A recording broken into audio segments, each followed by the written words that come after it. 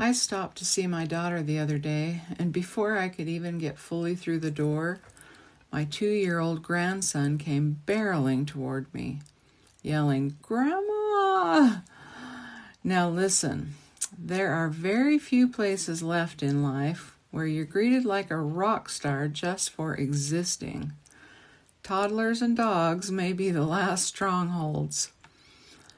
He grabbed my hand with absolute determination and marched me straight to the rocking chair, where I was apparently expected to sit immediately and hold him.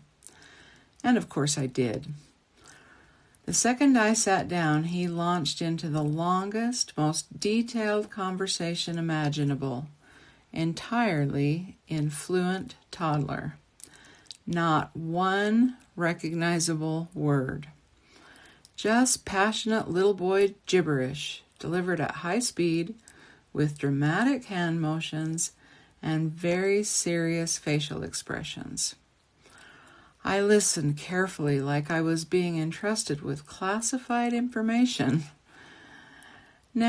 Every now and then he'd stop, look me right in the eye, throw back his head, and laugh hysterically, like he had just told the greatest joke in recorded history. So naturally, I laughed too. Not because I understood him, but because his joy was impossible not to catch. And afterward, I found myself thinking about how different children are from adults.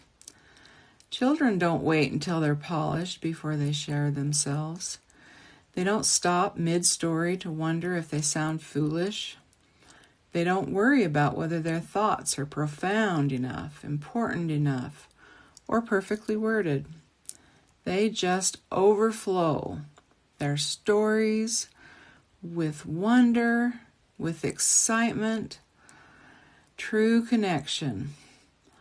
Somewhere along the way, many of us have stopped overflowing and started editing.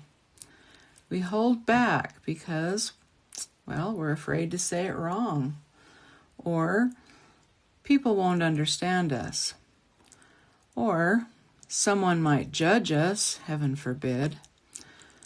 So we silence ourselves before we've even begun. And honestly, I think that's one reason so many people feel lonely now. Not because we have nothing to say, but because we've become afraid to say it imperfectly.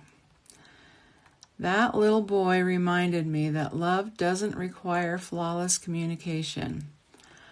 I didn't understand his words, but I understood his heart perfectly. I understood, "I'm happy you're here. I want to be with you. I have something to share." And maybe that's what people are really hungry for these days. Not polished performances, not perfect wording, just real connection. That's part of why I write these morning musings. Not because I have life all figured out before breakfast. Trust me, some mornings I can barely figure out where I left my glasses. That happens a lot. I write because I think there's something healing about sharing our hearts while we're still in the process. Something valuable about ordinary people saying, "Here's what I'm learning." Maybe your story comes out polished, and maybe it comes out a little bit like joyful gibberish. Either way, someone who loves you is probably listening more closely than you think. Maybe we should all spend a little less time worrying about sounding impressive and a little more time simply reaching for each other. Just saying.